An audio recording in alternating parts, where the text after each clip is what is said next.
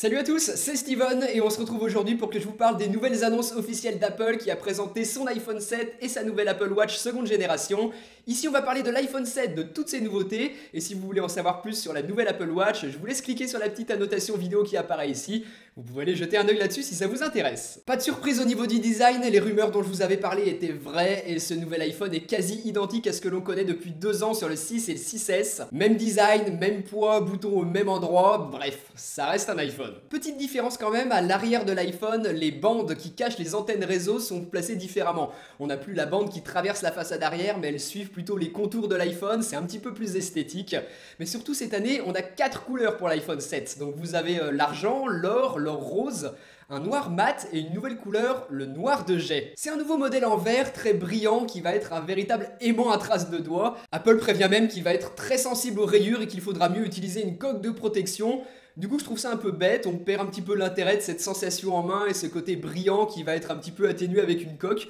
Du coup, c'est pas franchement un modèle qui me tente et que j'aurais pas non plus franchement tendance à vous recommander. Il va être très fragile et je vous disais, c'est pas vraiment un modèle qui m'attire, même s'il faut avouer qu'il est magnifique. Terminé le bouton Home physique, le nouveau bouton d'accueil de l'iPhone 7 ne sera pas entièrement tactile, mais il pourra réagir aux différents niveaux de pression, un petit peu comme le fait 3D Touch sur l'écran ou Force Touch sur le trackpad des Mac. Donc on pourra par exemple interagir à certaines notifications de cette manière. Apple n'a pas été très précis sur la manière de l'utiliser, donc j'attendrai tout simplement de l'avoir entre les mains pour pouvoir vous donner plus de détails là-dessus. Apple s'y met enfin, le nouvel iPhone 7 est certifié IP67, ça signifie qu'il va résister aux poussières et à l'eau. Vous allez pouvoir l'immerger jusqu'à 1 mètre de profondeur pendant 30 minutes sans qu'il y ait le moindre souci. Donc c'est pas un iPhone totalement waterproof, mais en tout cas il résistera à l'eau si vous vous baignez avec par erreur en le laissant dans votre poche par exemple, ou alors si vous le faites tomber dans les toilettes. C'est une vraie sécurité à ce niveau-là, c'est quelque chose que j'attendais vraiment et je suis très content de le retrouver. J'avais beaucoup aimé ça sur le Galaxy S7 et voilà, ça fait super plaisir que Apple s'y mette enfin. De nouvelles caméras sur cet iPhone 7 et sur cet iPhone 7 Plus.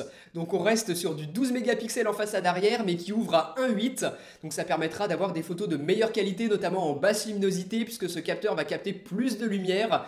Il y a aussi un nouveau flash avec 4 LED et un nouveau processeur d'image qui va permettre par exemple un focus plus rapide. La stabilisation optique n'est plus seulement réservée au modèle Plus, on va la retrouver à la fois sur l'iPhone 7 et sur l'iPhone 7 Plus, donc ça c'est vraiment cool. C'est quelque chose qui me manquait je trouve sur mon iPhone que j'ai actuellement.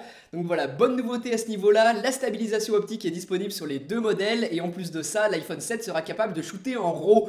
Donc ça aussi, super nouveauté, je suis vraiment content. Mais c'est pas tout, la caméra frontale passe de 5 mégapixels actuellement à 7 mégapixels. Donc pour ceux qui sont fans de selfies, de vidéos en direct, ça va vraiment être une belle amélioration. Mais la plus grosse nouveauté, elle est réservée à l'iPhone 7 Plus qui lui aura 2 caméras sur la façade arrière de 12 mégapixels chacune. Ça va permettre d'avoir un zoom optique x2 et un zoom numérique x5 qu'on va régler directement dans l'application photo. Et en plus de ça, ce double capteur va nous permettre d'avoir un flou d'arrière-plan, ce qu'on appelle le bokeh en photographie. Donc ça va nous permettre d'avoir de superbes rendus lorsqu'on photographie un sujet assez proche. En tout cas, Apple a montré des clichés qui sont supposément pris avec un iPhone 7 Plus et les rendus sont vraiment magnifiques. Toujours pas d'augmentation de la résolution de l'écran sur cet iPhone 7, on reste sur exactement la même chose que ce que l'on avait sur iPhone 6 et sur 6S. Par contre, la luminosité sera 25% plus forte. Donc on aura une meilleure luminosité sur l'iPhone 7 et également une meilleure restitution des couleurs. Donc ça devrait donner encore une fois un écran magnifique et encore plus que ce qu'il l'est déjà et je demande vraiment à voir entre les mains. Pour l'audio, enfin un son stéréo sur iPhone. Donc ça c'est vraiment une des nouveautés que j'attendais, je suis content qu'Apple l'ait fait. On va avoir donc un haut-parleur situé sur la face avant, juste à côté de la caméra frontale, caché dans le haut-parleur, et un autre sur le dessous.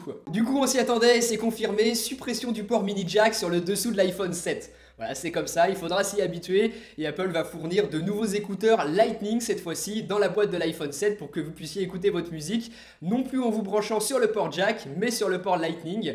Et si vous voulez continuer à utiliser vos anciens accessoires avec une prise jack, et ben Apple fournira également dans la boîte de l'iPhone 7 un adaptateur Lightning vers mini jack 3,5 mm qui sera aussi vendu séparément si vous en voulez d'autres ou si vous le perdez, il coûtera 9 €. Voilà, c'était clairement attendu et sans aucune surprise, Apple l'a fait. Suppression du port jack, comme l'a fait également Motorola quelques mois auparavant. Et du coup, si vous voulez maintenant recharger votre iPhone et écouter de la musique en même temps via les écouteurs, vous n'aurez pas 36 solutions, il faudra passer par une solution Bluetooth. Justement, Apple a présenté de nouveaux écouteurs Bluetooth, les AirPods. Ils sont tout blancs avec un petit embout métallique et clairement ils ressemblent à des AirPods mais sans câble. On a dessus des capteurs infrarouges qui vont détecter si vous portez ou non les AirPods pour éviter que la musique soit jouée si vous les avez pas dans les oreilles et pour aussi économiser de la batterie puisqu'ils auront une autonomie de 5 heures en lecture musicale. Il n'y a absolument aucun bouton sur ces nouveaux écouteurs, les AirPods, donc ce qu'il faudra faire c'est tapoter 2 fois à l'oreille sur l'écouteur pour activer Siri et utiliser justement Siri pour faire toutes les commandes que vous aurez besoin pour activer ou non la musique, faire play, faire pause, avancer, reculer, modifier le volume.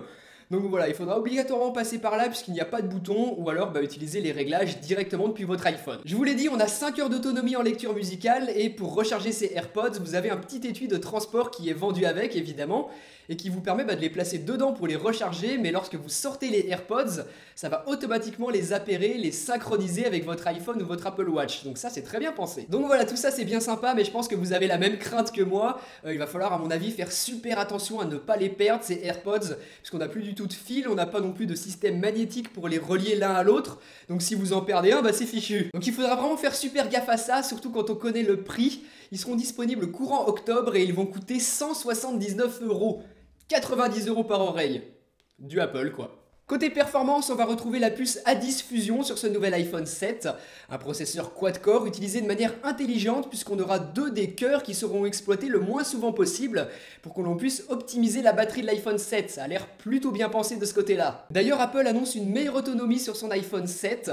Par exemple, un iPhone 7 par rapport à un 6S pourra avoir jusqu'à 2 heures en plus d'autonomie et un 7 Plus par rapport à un 6S Plus, 1 heure en plus. Donc c'est pas énorme, mais c'est toujours ça de gagner. Vous allez pouvoir précommander l'iPhone 7 à partir de demain, le vendredi 9 septembre, et il sera livré à partir du 16, ou alors disponible en magasin à cette même date.